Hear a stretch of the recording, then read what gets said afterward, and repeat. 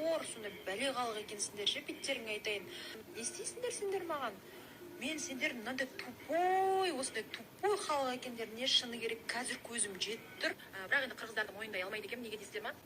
Ал оқырмандар, өзімнің оқырмандарымен кішкене сөйлесейін. Көптен бері дайрегіме де жазып, былай да жазып жатыр. Мына қырғыздардың комментарияларының орталарында вообще шыны керек көрінбей қалып жатыр. Енді мен негізі кейбір адамдар сияқты бір хайп қуалап, бір звезда болып жүрген жоқпын. 1,5 жыл кеткеннен бері инстаграмда тыныш сол бір 45-50 мың подписчикпен өзім әлі жүрмін ше, өзімнің сүйікті көрермендерім қарайды, болды.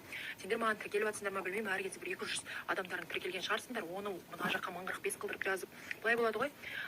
Бір кісілер үйленеді, үйленгеннен кейін бәрі маған шаш туралы шығады, короче. Шашыңды ал, сен бүйтіп айтқансың, сөйтіп айтқансың. Мен бірінші күні бақыт тіледім. Бақытты болсын, мен қуаныштымын деп, мен әлі де қуаныштымын, достар ше. Просто 2 апта үндемедім, мыналар деген қояр емес, мазамды алады ғой, ойлаңыздар. Қазіргі таңда мысалы хайп қаласаң, не бір видеоға түсіп, или бірдеңкені контентті ары қарай жалғастырып жасауға болатын еді, мен үйтіп жүрген жоқпын. Өзімнің тірлігім бастан асады, өзімнің бизнесім бар дегенде, мен мүлде бір жаққа барып жүретін уақытым да жоқ та. Вот сөйтіп 2 апта үндемедім, 1 үндемедім, 2 үндемедім. Мыналар енді жазады, еще жазғандарын көрсеңдерші, құдайыма, мен вообще таңғалдым, шыны керек ше. Неге тупой деп айтамын? Өйткені деген ол қосылайық та, эфирде болған дүние, эфирде кім бір-біріне не айтпады, дұрыс па? Қаншама нәрселер айтылды. Осы жақта үйленсеңдер деп айтылған нәрсе болатын. О, мен қояр емес, қырғыздар жазған нәрселерін оқысаңдар, жағаларын ұстайсыңдар, не бір ужас бар ғой енді мен деген. Содан кейін солай пришлось шығуға. Мен өзім оқырмандарыма да бәрін түсіндіріп жатырмын.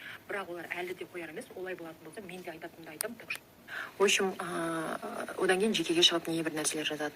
Көп бірдеңкелер, Құдай сақтасын, арым таза менің. Мен өзім ақталмаймын. Не жазасыңдар, қалай жазасыңдар, өздерің біліңдер.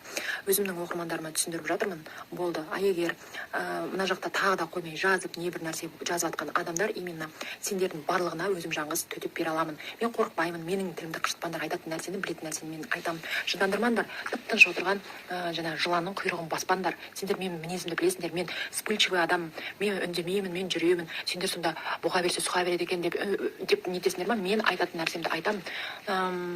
Менің еще тілім ашты. Сендер білесіңдер ғой оны. Сол үшін тып-тыныш 2 адамға бақыт тілеңдер де тыныш отырыңдар.